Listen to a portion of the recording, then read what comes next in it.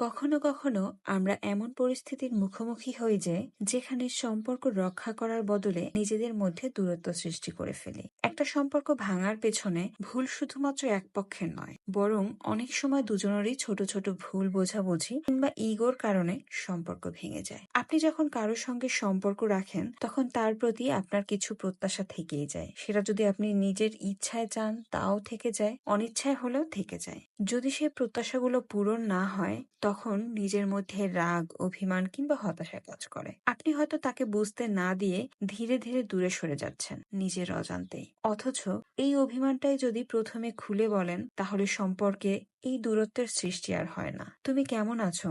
এই প্রশ্নটা করতে কত সময় প্রয়োজন হয়? সর্বোচ্চ 2 সেকেন্ড। তবে সেটা না জিজ্ঞেস করাই আমাদের সম্পর্ক ভাঙার প্রধান কারণ। আমরা ভাবি, সে যদি আমার কাছে না আসে আমি কেন যাব? আসলে সম্পর্ক তো কোনো প্রতিযোগিতা নয়, কিন্তু আমরা নিজেদের অজান্তেই দুজনের মধ্যে একটা প্রতিযোগিতামূলক সম্পর্ক সৃষ্টি করে ফেলি। কিন্তু যখন মনের ভেতরে কষ্ট জমতে জমতে পাহাড় হয়ে যায় তখন আমরা একে অপরকে দোষারোপ করি, আর এই দোষারোপের মধ্যেই সম্পর্কটা শেষ হয়ে যায়। আসলে দুজনের মধ্যে সম্পর্ক টিকে থাকে বোঝাপড়ার মধ্য দিয়ে এবং ভেঙে যায় ছোট্ট ছোট্ট অভিমানের মধ্য দিয়ে।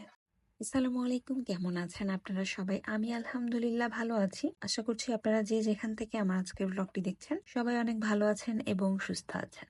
আসলে আমাদের সম্পর্কটা কিন্তু এরকম মাটির জিনিসের মতোই, খুব সহজেই কিন্তু ভেঙে যায়। কিন্তু এটা গড়তে কিন্তু অনেক সময় প্রয়োজন হয়, অনেক শ্রমের প্রয়োজন হয়। কিন্তু সামান্য একটা ধাক্কায় এটা হুড়মুড়িয়ে ভেঙে যেতে পারে।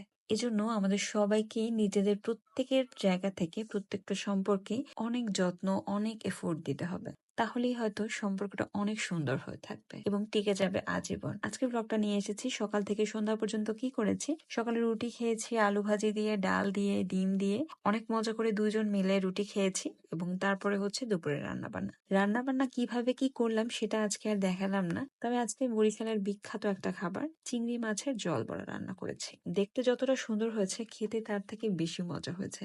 আসলে এটা প্রথমবার আমি জল বড়াটা বানিয়েছি, আগে কখনো বানানো হয়নি এবং রেসিপিও আসলে আমার জানা নেই। তবে আম্মু বানিয়ে খাওয়াতো, সো সেটাই টুকটাক যতটুকু মনে আছে সেটাই নিজে নিজে ট্রাই করলাম। বাট দেখলাম না, বেশ ভালোই তো হয়েছে। অনেকদিন ধরেই ইচ্ছে ছিল মাটির কিছু জিনিসপত্র কিনবো, যেমন প্লেট, বাটি, কাপ। কেনা হচ্ছিল না সময়ের অভাবে, বাট হঠাৎ সেদিন কিনেই ফেললাম। পরে যখন ভাবলাম আজকে একটা দেশীয় খাবার রান্না করেছি, তাই সুন্দর করে মাটির প্লেটে নিজের জন্য ডেকোরেশনটা করে নিলাম এবং কি কি কিনেছিলাম সেটাই দেখাচ্ছি। এরকম দুটো বাটি কিনেছি, একটা ছোট একটা একটু বড়। আর এই বড়টা হচ্ছে একটু ভাজি টাজি রাখা যাবে এরকম একটা বড় বাটি, আর হচ্ছে এই যে প্লেটটা হচ্ছে ভাত খাওয়া যাবে। আর ছোট যে বাটিটা আছে এটা দিয়ে হয়তো ভর্তা রাখতে পারবো বা ছোট কোনো খাবার দাবার রাখতে পারবো। সো এই জন্য এবার তিনটাই কিনেছি। আসলে তেমন পছন্দ মতো পাচ্ছিলাম না, এই তিনটাই ভালো লেগেছে। এরপরে কখনো আবার মাটির কাপ পিস পেলে ওইটা আবার কিনবো। সো ইচ্ছা আছে আস্তে আস্তে করে মাটির জিনিসগুলো একটু একটু করে নিজের কাছে রাখার চেষ্টা করব, নিজের স্টকে। সো যাই হোক না কেন, আজকে এখানেই বিদায় নিচ্ছি। সবাই ভালো থাকবেন, সুস্থ থাকবেন এবং আমাদের জন্য দোয়া করবেন। অবশ্যই কমেন্টস করে জানাতে ভুলবেন না আমার আজকের ব্লগটা কেমন লেগেছে। আল্লাহ হাফেজ।